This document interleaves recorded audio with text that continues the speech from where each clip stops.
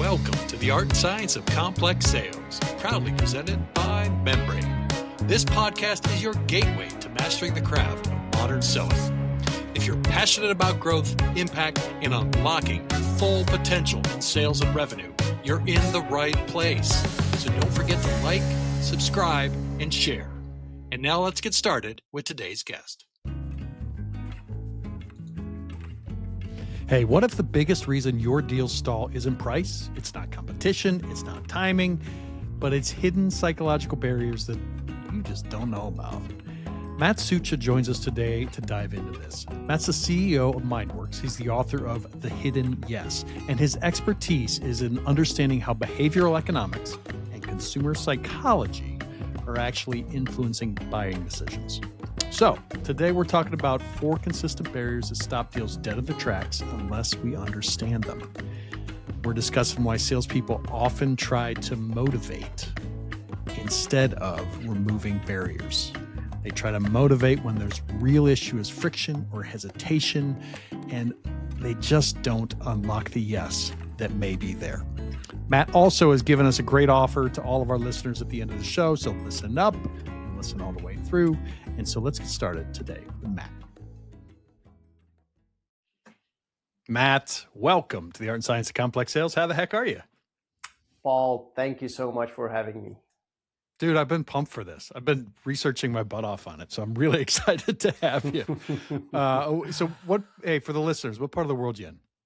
Actually, we're based in Europe, more specifically in the heart of Europe, Bratislava, Slovakia, so the Central Europe. Over here, the beautiful weather outside, so all good. All right. We're going to be talking today about your book, The Hidden Yes, and how you got there. But you didn't start in consumer psychology. You started as like an actuarial, right? Yeah, my journey wasn't a very straightforward one because you just said, it all started with mathematics. But back in the days, was 15, 17 years ago, I made a decision, but not a decision of the heart, but a decision of the brain, and I decided to go and study mathematics because I thought, well, I would always get a good job if I have a degree in mathematics. And that's what I did. But I was always drawn to business, to sales, to entrepreneurship, and I kept reading a lot. And I remember this was in Copenhagen. I had this tiny student dorm room, and I would come across this book called Predictably Irrational. It was written by a gentleman named Dan Ariely. Many listeners of your show will probably know him. And I read the book and I fell in love. I fell in love with the topic of behavioral economics, of consumer psychology. And from that moment on, I spent all my free time learning all I could about behavioral economics. I finished my studies. I got a job as actuary, actually. And I worked in Vienna, in Austria. And but I kept dreaming about, one day advising companies on how to use these amazing insights from consumer psychology. And then in 2015, I went to my boss, I quit, and I founded MindWorks with the idea that we would actually really be advising companies. But, no one was really interested in our advice. But somehow we managed, and a decade later, we've been super fortunate to have worked with some major insurance companies, banks, financial institutions, training them and advising them on how to sell and communicate more effectively using insights from consumer psychology and the science of decision making. Well, you spent, the years in mathematics, the years in as an actuary. When did you first realize humans don't really follow? There is a model, but humans don't really follow it all the time. Like tell me some of the realizations along the way that you've made in this. Man, it was with this book, that I read. It was reading Predictably Irrational because I consider myself a rather rational person. And I knew of psychology, and I considered psychology as something very non-exact. So it's a non-exact science. It was kind of vague, and this consumer psychology, behavioral economics, was exactly something in between. It was identifying patterns in the seemingly vague world of psychology.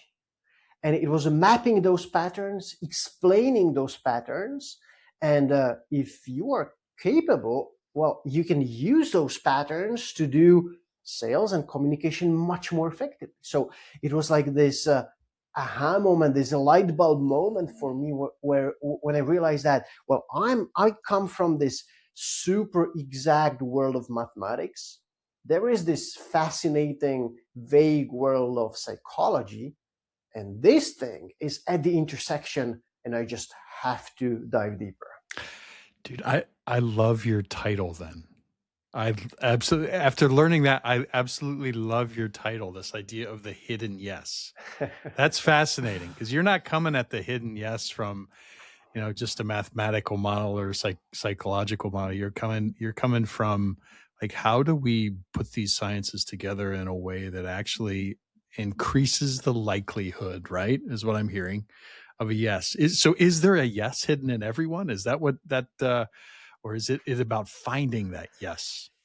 Well, everybody in sales is in the business of finding the yes, right? Mm-hmm. And very often what we have seen, in hundreds of projects is that salespeople, people in communication, in digital sales, in marketing, are looking in the wrong places and are using the wrong tools to uncover the yeses.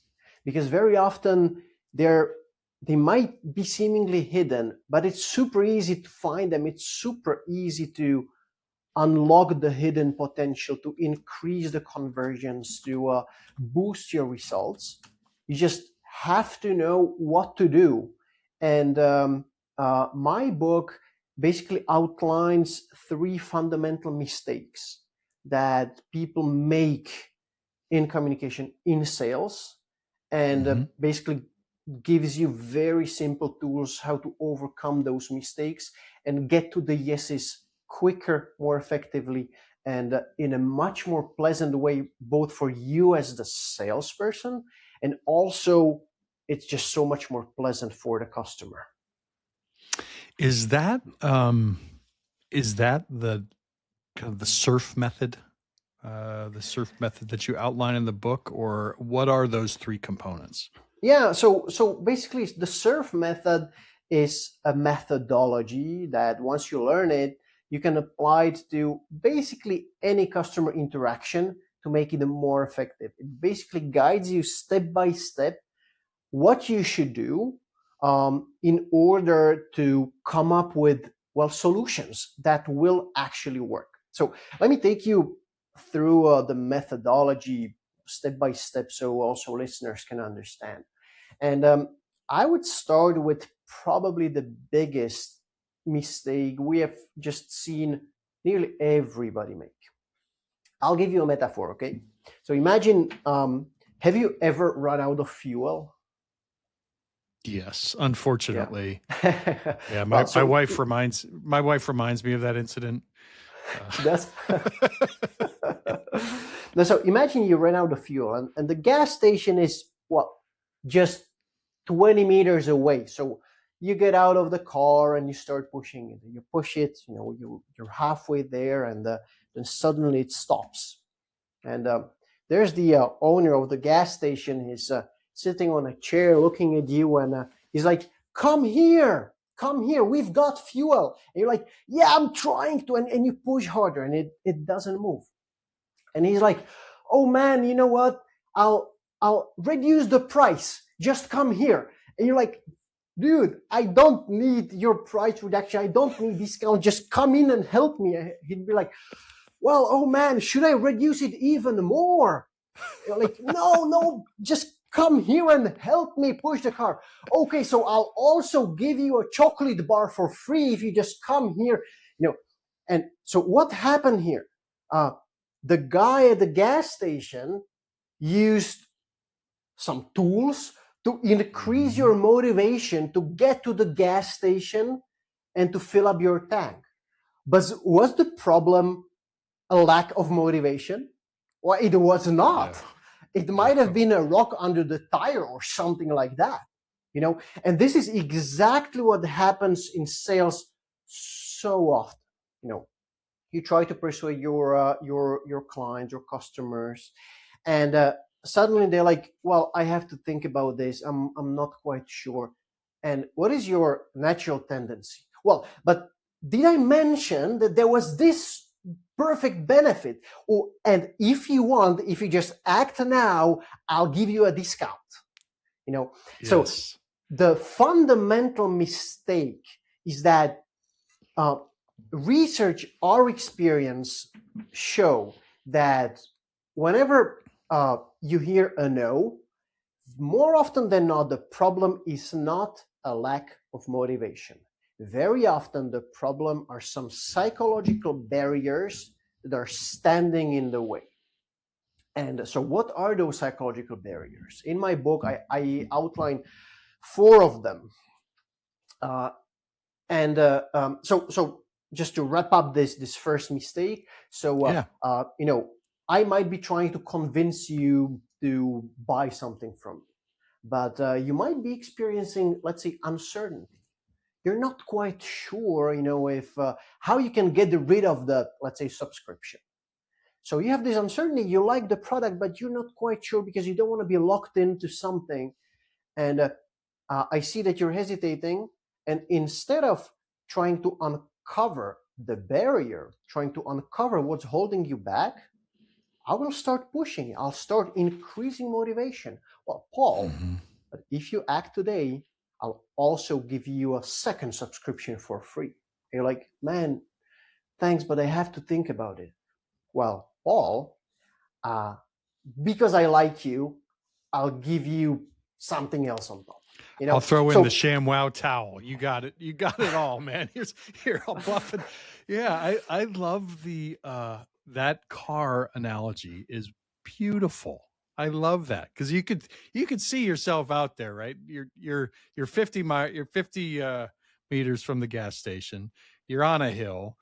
Wife and kids are in the car. You just ran out of gas, and what we do in sales often is well, just come on, I'll reduce the price. Just get here. Come on, you can do it. You can make it happen. When all I need you to do is to help me push the car up, and I will pay any dang price once I get there. Why do we do that as salespeople, though? Like, we go to that motivation before addressing the barriers. Man, I think it's a very natural tendency because I think there are several reasons. The first one is that it's not, for us, in a way, it's not natural to think of subtracting rather than adding. If you want to get someone from A to B, you have learned it, you have seen it just so many times that you should add something on top, add more, so that it becomes more attractive. Mm-hmm. So we're not really used to it. And at the same time, I think the second reason is that we are just lazy creatures, because this is the path of least resistance. What's easier than to give you a discount? What's easier than to throw something on top?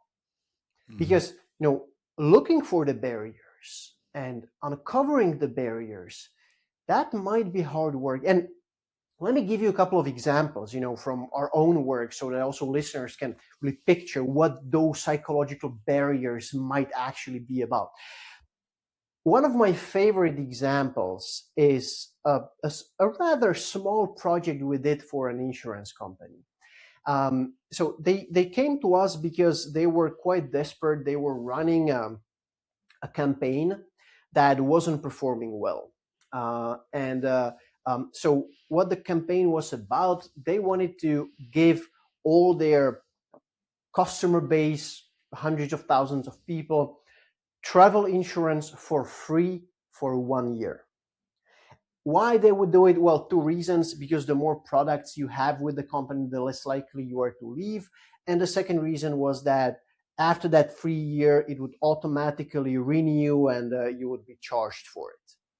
Makes sense. But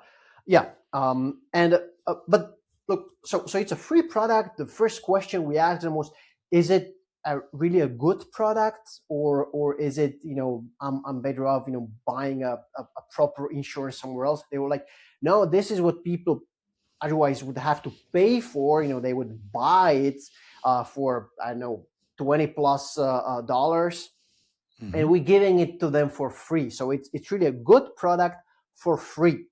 So I was my team working on the project, and so the first thought was that this is obviously not a problem of a lack of motivation. So how can I motivate people even more if I'm giving them a product for free and it's a good product? So should I be paying you to get that free product? It doesn't really make sense. So they conducted research, and they wanted to uncover what might be holding people back. What might be some of the barriers that are discouraging people from taking up the offer? And they discovered two. The first one was an uncertainty linked to exactly the quality of the product. So why are they actually giving me anything for free? Is it something I can rely on? Can I trust it or not? Well, and obviously, if you have such uncertainty, no amount of motivation will move you, obviously. And the second motivation was, well, I'm just afraid that I will forget that the free year ends, and I'll forget to cancel it, and I will be charged for years to come. Everybody has been burned like that, right? So we thought, okay, so if we have these two barriers, we have to address them somehow. And the communication channel was a direct email. Okay, so basically, we did a couple of things to address those barriers. We didn't want to make the offer more attractive because it was pointless. So what we did, we told people this travel insurance covers all the most frequently purchased coverages. Right? We use, this social proof, so showing them what others are actually doing. So other people are normally buying these coverages, and it's already included there. So no worries, you're it's a good product. And what we did for each of the coverages, we added the sum insured, so that you exactly would see, well, okay, so this medical expenses coverage will cover the expenses up to, $1 million or something like that. So you immediately see that it's not some shitty insurance, and it's actually a good product. And so this is how we address the first barrier. And the second barrier, we just added one sentence. Don't worry, you won't forget about your free trial ending. We'll remind you well in advance. So these were the changes. We A/B tested the old version and the new version, and there was a 167% increase in conversions. 167%. Just by understanding what are the rocks under the tire, and we removed those rocks, and then we were able to push the car toward the gas station. And this is the magic of really understanding the power of psychological barriers, and really learning to identify them and to remove them, because this just in so many cases will be so much more effective than discounts, than bonuses and things like that. Plus, it's just so much cheaper and so much easier to do. Yeah. So this is one example of removing barriers.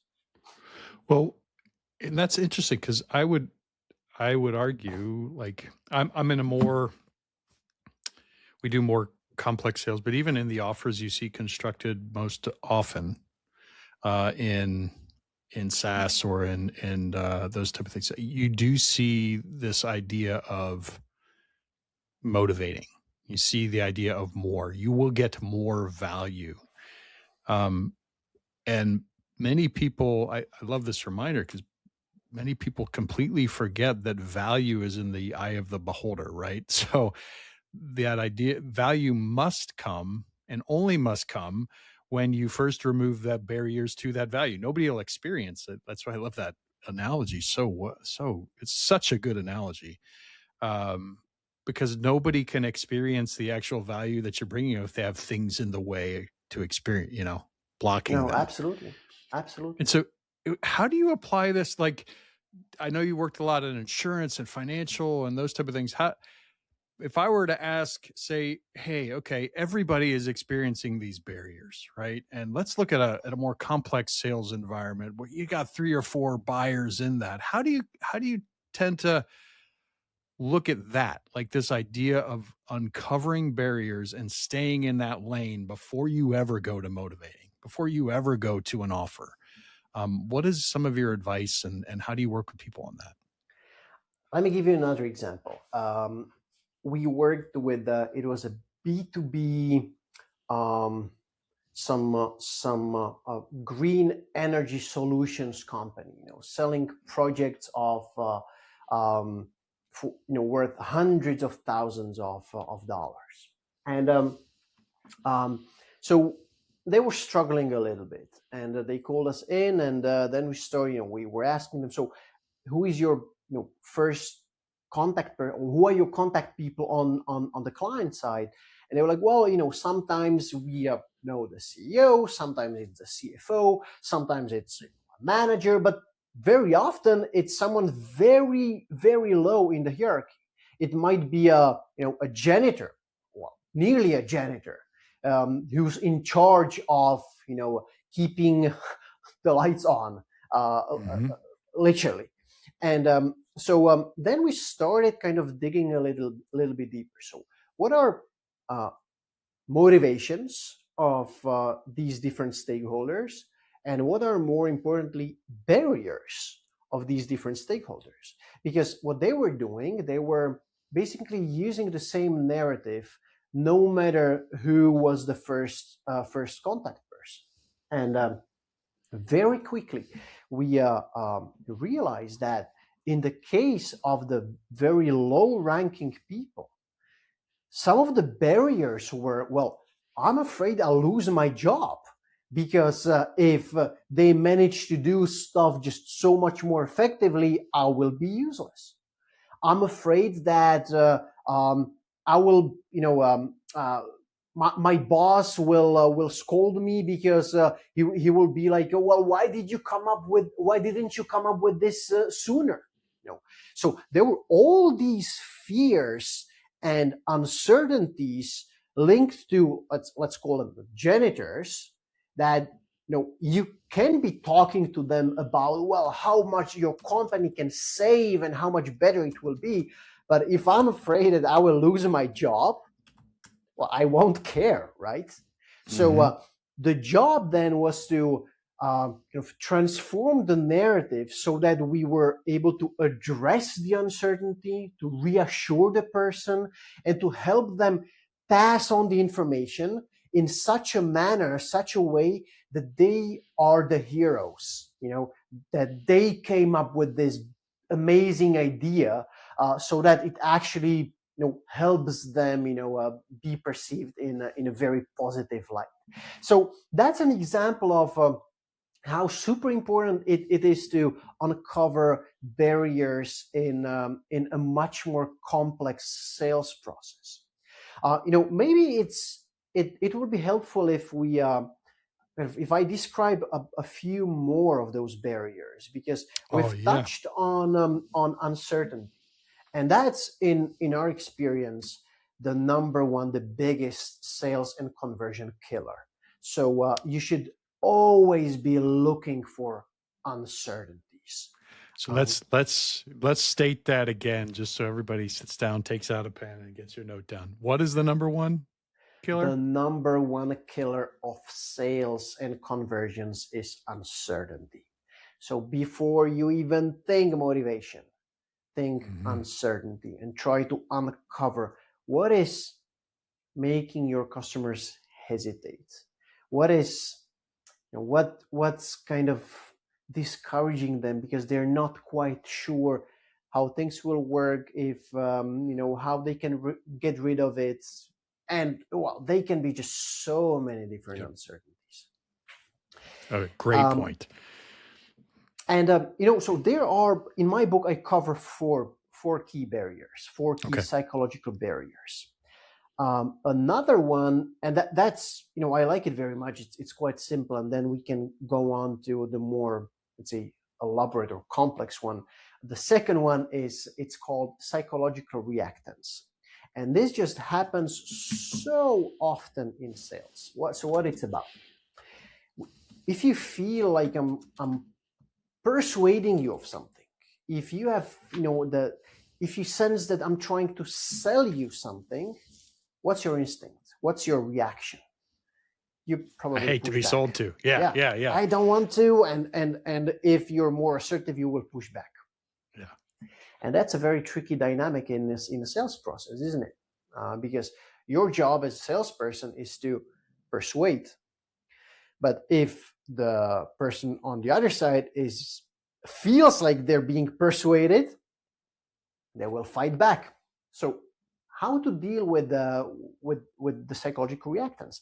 And fortunately, there are a couple of very simple communication tools that will help you incredibly. And let me give you another example with specific numbers again. So we had this, it was actually one of our licensed trainers. He had this group of salespeople in the training, and these guys were selling water heaters. And this guy was with the company for years, and his average conversion rate was 16%. So basically 16 out of 100 offers that he would send out would actually turn into business. And he learned about psychological reactance, and he learned about a remedy that's an alternative of choice. So basically, instead of giving your customer one option, and he was doing it because he just was very careful about really understanding your situation, about proposing the best possible solution for you, so that you don't overpay, so that the device you get is just the right fit for you. And so after learning about the alternative of choice, he started sending, instead of one offer, he started sending two offers. One was still this ideal offer, and the second one was a more expensive one with a better device. And what he saw in his conversion was a sharp increase from 16 to 28%. And he reported that surprisingly many people opted for the more expensive option. Why? Why is this possible? It doesn't make any sense. Well, and the reason is that in our subconscious, when you receive one proposal, you are thinking, well, they're trying to convince me to get this thing, but you have the tendency to look for other options, because basically I'm forcing you to make a yes/no decision. Do I want this or do I not want this? If you receive two proposals, well, you're suddenly deciding, well, is A better or is B better? So suddenly you're not really thinking about, well, should I get it or not? But you are subconsciously, your attention is redirected from a yes/no decision to A or B decision. And two things happen. The first one is that you suddenly don't feel like you're being pushed to anything, because you have your freedom to choose. And the second thing is that you don't have this urge to look for more information elsewhere and to look for more options. And very often this just results in sharp increases in sales. And we see it, over and over and over again in training, in our consulting projects. A simple, tiny change like that. So this is a second barrier, psychological reactance. Peter, please go ahead. I see you want to ask something. No. I love it. Have you looked at anything relative to like, are two options better? Are three options better? To be able to give that autonomy. I mean, it makes perfect sense, right? Because nobody wants to be sold to. They want to be advised, and then they want to make the decision. And when you give a black or white decision, A or B, or a yes or no, you only have two options to make a decision, a yes or no. So, but if you give a third option, yes, or give two options for yes and one option for no.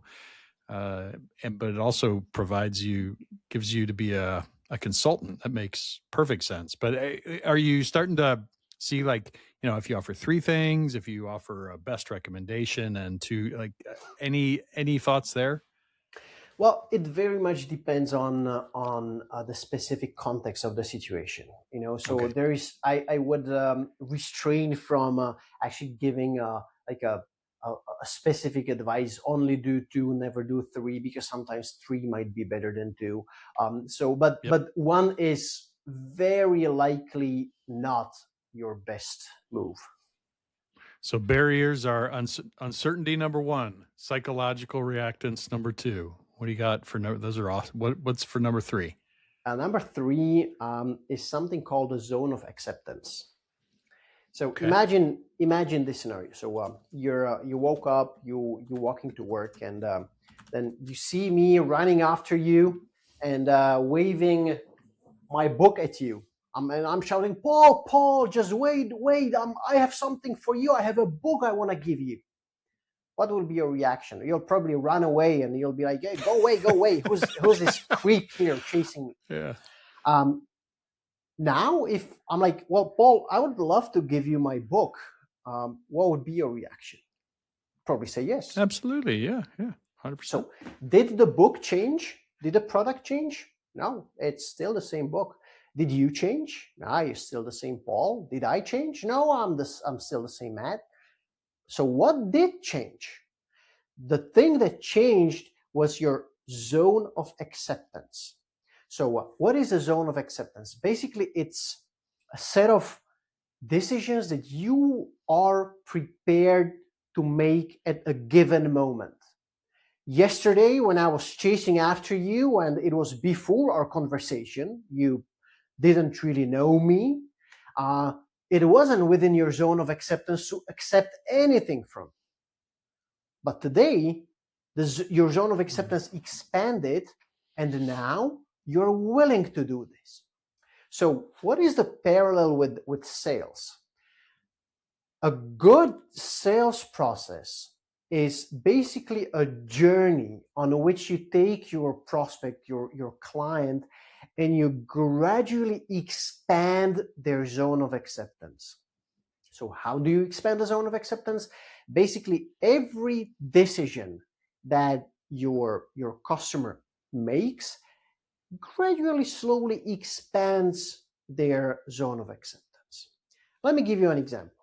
The example will be, for simplicity's sakes, from a simpler sales environment. And again, this was a telecommunications company we worked with, and the challenge they had was they had their branches and a lot of just walk-in customers who would just walk in with a service issue.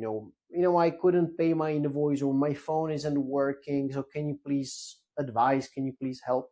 And their job was, of course, to help the customer, but also to use the opportunity to try to cross-sell.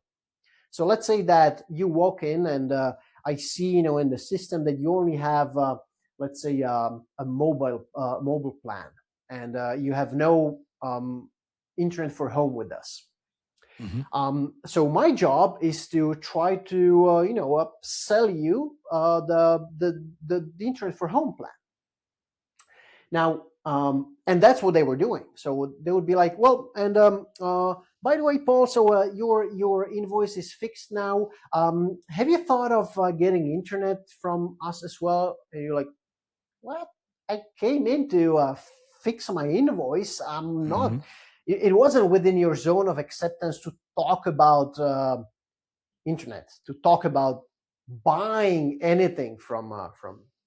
So in the training, we kind of worked with them, and we helped them kind of ask a fundamental question, and that was, what smaller action is within Paul's zone of acceptance? Because we knew that if we just get you to do something, your zone of acceptance will expand. And so what they came up with was a clever plan. So I would fix your issue, and then they would ask you, well, by the way, Paul, did you already activate the free data package in your mobile app? And like, no. So I can do it for you if you want. It's it's 5 gigabytes of data for free. They're like, yeah, sure, please go ahead, do it. And so I would take your phone, I would activate the data package, and then I'll start a conversation. Well, I see that you're using quite a lot of data. So do you stream a lot on your phone? Well, yes. And you also stream a lot at home? Well, my kids are watching a ton of Netflix and Disney and whatever. And then they would kind of bridge to the sales conversation. Oh, because by the way, why I'm asking is that and they would start talking about the home internet thing, and they reported that there was a much higher success rate in getting people kind of into the conversation. Why? Because they just didn't jump right into selling, but they took this intermediate step where the goal was to expand the zone of acceptance. And this is how a good sales process should look like.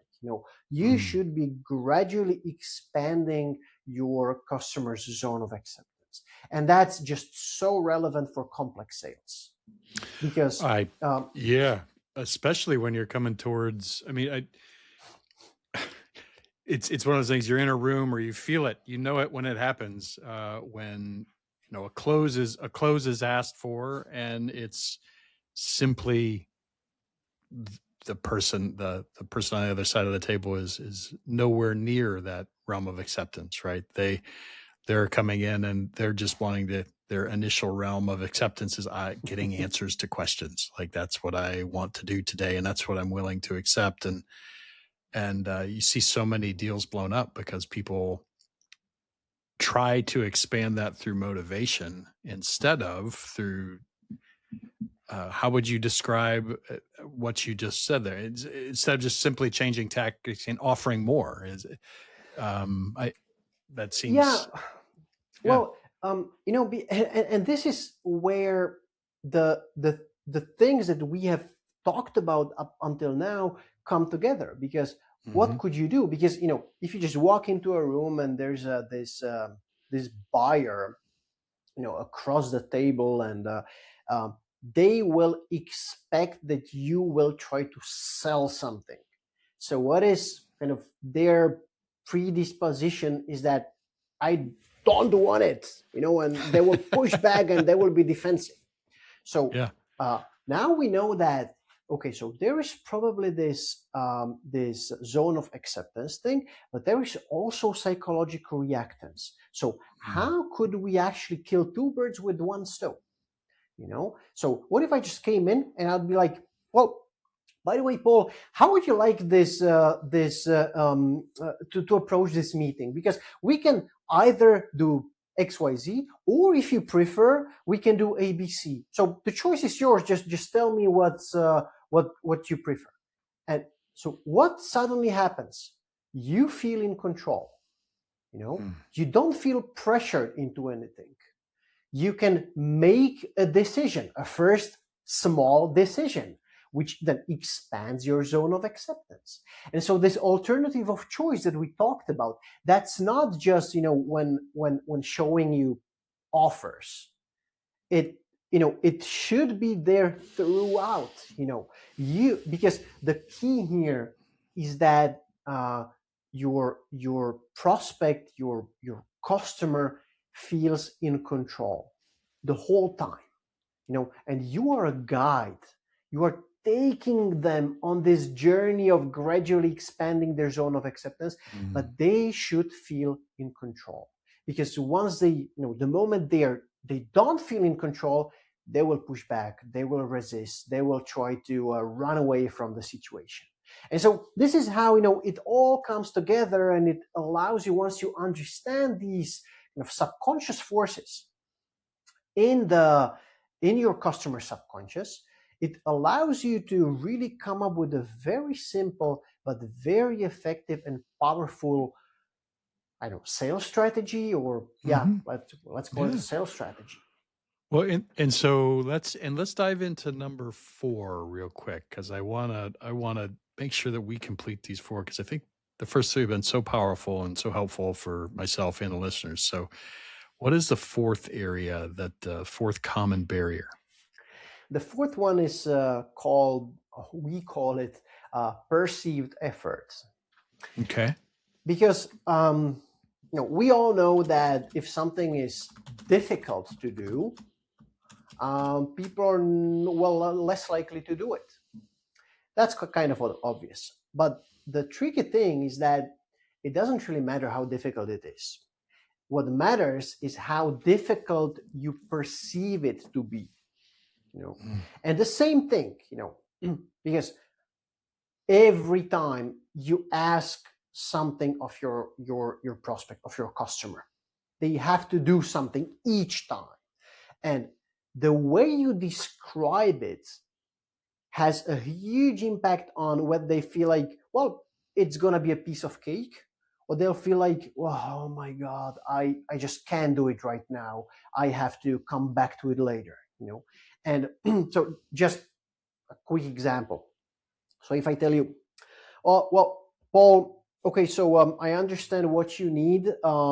Now we will have to do X, and then you should probably fill out this form. How does it make you feel? Oh my God, it's going to take up half a day. I don't have time nor energy for it. And you can say the same thing, but it will feel very different. Well, Paul, we're basically at the end. Just 2 very quick steps to do. The first one is that you fill out this short form. It's going to take you less than 3 minutes, and then just hit the send button to deliver it right into my inbox. How does this make you feel? Well, it's no problem. It's going to be easy. And surprisingly, very often when people are ghosting you, when people are postponing the decisions, it's because they feel like it's gonna be difficult. They feel like it's gonna take a lot of time. And the easiest thing you can do is just to change a few words so that it makes them feel like a piece of cake. So this is the 4th barrier, perceived effort. Well, that is wonderful, and I'd highly recommend that everybody dive in and get your book, start to read it, understand it. Whether you're in complex sales, whether you're in sales that are made in a one-call close environment, whether you're in marketing, this stuff is wonderful, and I really appreciate you taking the time and coming on here and teaching us a bit about it. How do people, Matt, find you if they want to reach out? Well, there are a couple of ways. Maybe the quickest one is just go to LinkedIn and look me up. It's Matt, Matt Sucha, Sucha, and just let's connect and shoot me a message if you want to ask something, if you want to ask how to become a licensed trainer or whatever. And actually, Paul, my colleagues have prepared something kind of interesting for the listeners of your show, because we have we have talked about barriers, Yeah. And maybe a lot of people, many people listening are thinking, well, I mean, this sounds intriguing, and I really kind of would like to dive deeper into consumer psychology, but is it really worth buying his book? So for all those of you who think like along these lines, well, listen up, because you can get the book for free. So you just go to thehiddenyes.com/sales, and you can get the book for free. And the deal is that we let you read the book first. And if you liked it, if you found value in it, then you can decide to pay for it. So within 2 weeks, you will get an email from us with 2 buttons. Yes, I found value in it. No, I didn't find value in it. And well, it's up to you which of them you choose. The price is the same as if you buy it on Amazon. So this is how we want to kind of address and remove the uncertainty of, is it worth my money? Well, just give it a shot, try it out, and you'll see. That's a great offer. What's that link again? It's thehiddenyes.com/sales. All right. We'll get that. We'll make sure we get that in the sales or in the link to the show notes. Yeah, they're called show notes, Paul. Okay, we'll get it in the show notes. Absolutely, 100%. That's an awesome offer. Thank you for that. I do really appreciate it, and I would recommend it too. Matt sent me some audio files because I'm a listener, so I got a chance to read that and or listen that way, and I really appreciate it. You did a great job explaining this stuff. You make it applicable, you make it real, and you tell a lot of stories. So I really appreciate that. Good stuff. Yeah, man. It's the book is full of stories, because I believe that's how I love reading books. When they're filled with stories, because stories you remember stories. It makes it real. It makes it real. So I appreciate it. Hey, any final thoughts for the listeners today? Yeah, actually, one thing, if you guys don't remember anything from this episode, just remember 2 words.